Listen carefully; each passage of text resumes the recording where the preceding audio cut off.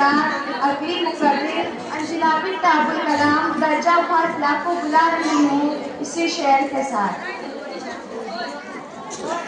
اپنے کردار کردار کے پردہ کلثوم، اپنے کردار کردار کے پردہ کلثوم، ہر شخص کہہ رہا ہے زمانہ خراب ہے۔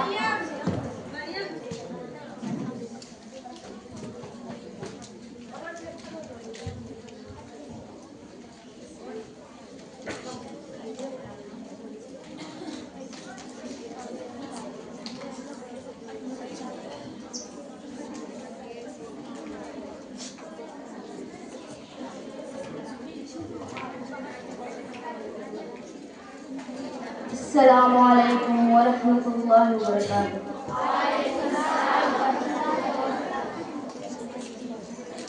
نحمده ونصلي على رسوله الكريم أما بعد فأعوذ بالله من الشيطان الرجيم بسم الله الرحمن الرحيم قال الله تعالى والحافظين فروجهم والحافظات والذاكرين الله والذاكرات أعد الله لهم مغفرة وأجرا عظيما صدق الله العظيم۔ قال النبي صلى الله عليه وسلم يا شباب قريش احفظوا فروجكم لا تزنوا إلا من حفظ فرجه فله الجنة۔ آج کے ایسے بابرکت اجلاس میں اللہ تعالیٰ نے مجھے دین کی بات کہنے کی موقع ملا ہے، یہ اللہ تعالیٰ کی لاکھ لاکھ شکریہ ہے۔ اگر اس میں غلطی ہو گئی تو اللہ تعالیٰ مجھے معاف کر دے۔ اس کے بعد میرے پیارے اساتذہ کرام نے میری غلطیوں کو صحیح کرنے کی مجھے پوری امید ہے۔ آج کی میرا موضوع ہے حیا اور پاک دامنی۔ حیا سے سر جھکا لینا، ادا سے مسکرا دینا، حیا سے سر جھکا لینا، ادا سے مسکرا دینا، حسینوں کو بھی کتنا سہل ہے بجلی گرا دینا۔ میں نے ابھی آپ لوگوں کے سامنے سورہ احزاب کی 25 آیات کو تلاوت کی ہے۔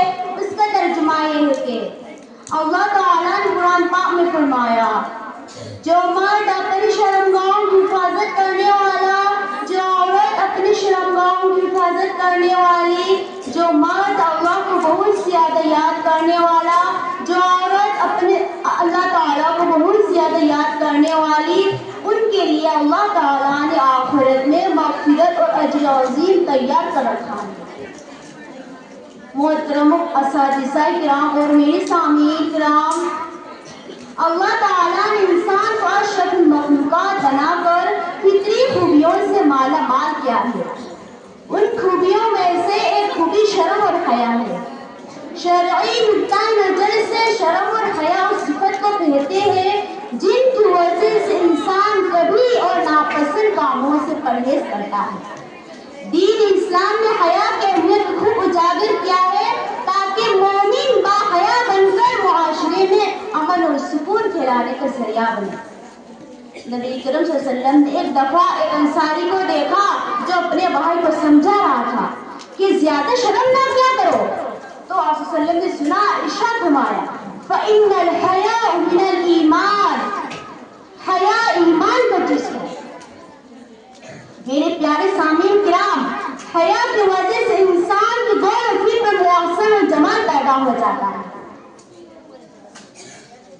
اور پروردگار عالم کے ہاں بھی مقبول ہو جاتا ہے، اور با حیا انسان مخلوق کی نظر میں بھی پرکشش بن جاتا ہے اور قرآن وجہ سے بھی اس کو سکون ملتا ہے۔